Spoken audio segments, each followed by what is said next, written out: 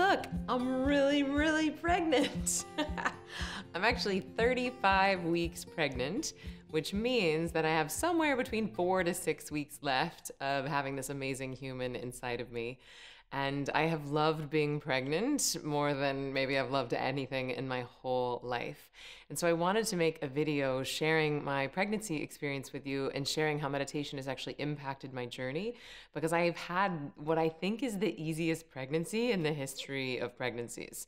And so I thought that this might be relevant and even eye-opening information for people, because all I had heard my whole life was how hard it is, how tired you are, how you're nauseous, how you're in pain, how you can't sleep, and then how terrible labor is. And that, I mean, I haven't had the kid yet, but my experience of pregnancy has been really different. And so I want to start with a little bit of a disclaimer in saying that I'm not sharing this in order to shame anybody or to make anybody feel bad. I don't want to invalidate anyone's experience, because I know how incredibly personal and unique this is. But I am sharing it because I want people to know that it is possible to be pregnant and to feel super energized, have great sleep, and to still be kicking ass at work even while you're growing a human. And I want to share some of the tricks and some of the things that I've adopted into my daily routine that's really helped to make this a reality.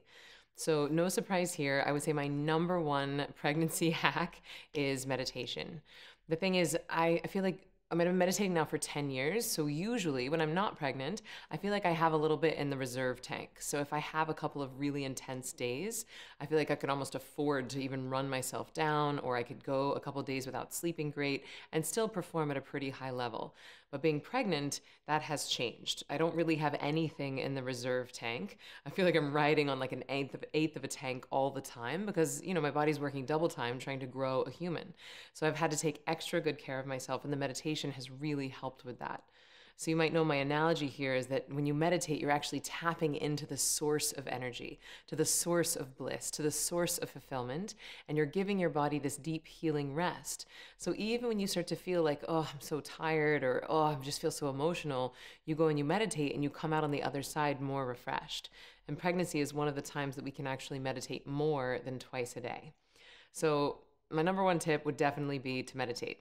Now, the other thing that I've done that's really made a huge difference is that I do this amazing smoothie every morning.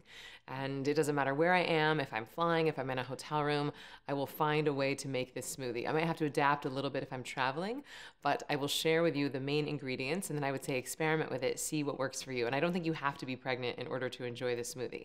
But I do a half of an organic banana, half of an organic avocado, a tablespoon of organic cold-pressed olive oil, and then I will do some sort of a nut milk, like coconut milk or almond milk.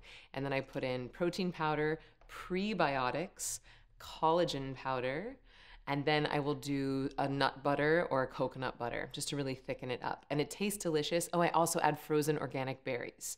So it's really important when you're making smoothies that your ingredients are organic. It's really important when you're pregnant that you're eating organic, because any of those toxic chemicals that they spray on food that's not organic can actually permeate the placental wall and can be absorbed by your baby. So you want to eat super clean when you're pregnant.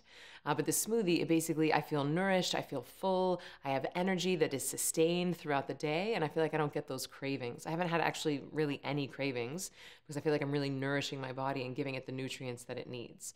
Now, the other thing that I've done much more regularly pregnant than not pregnant is that I've been really good about my exercise.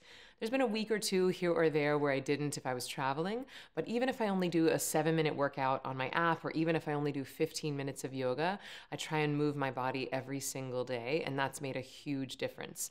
I haven't had any sciatica. People say that I don't waddle, and I feel really strong physically. And so the exercise is really about doing whatever feels good to you, whatever is going to allow you to move your body so that you feel like you're creating space. So sometimes in the middle of our meetings at Ziva, I'll just get up and do a few sun salutations, or do some down dogs, or do some cat cow. And it's just a nice way to keep the spine moving so that you don't start to get those aches and pains, which can make you kind of irritable. Now, another thing I'll mention is that I haven't had any morning sickness. And I really attribute this both to meditation, which helps to balance your hormones going into it, and the smoothie. So I'm really nourishing my body so I feel super satiated. Now, I also want to acknowledge the fact that this could just be a super easy baby and a super easy pregnancy. And I'm open to being totally wrong about all of this. And it's possible if I get pregnant again that I have all of these symptoms. And if I do, I'll make another video and I'll say, mea culpa, I'm sorry, it was just an easy baby.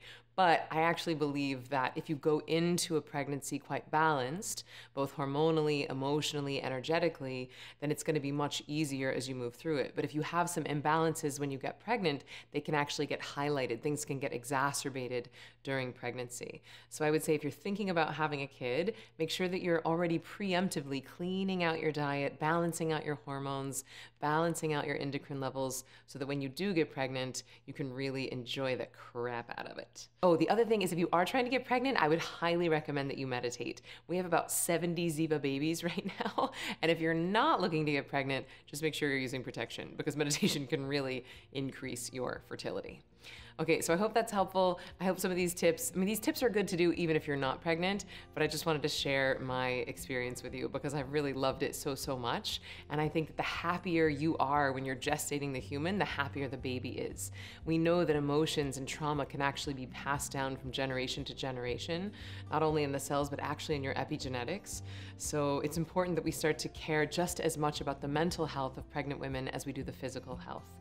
So, all right, friends, I hope this inspires you to meditate and maybe even get pregnant, because it's really fun.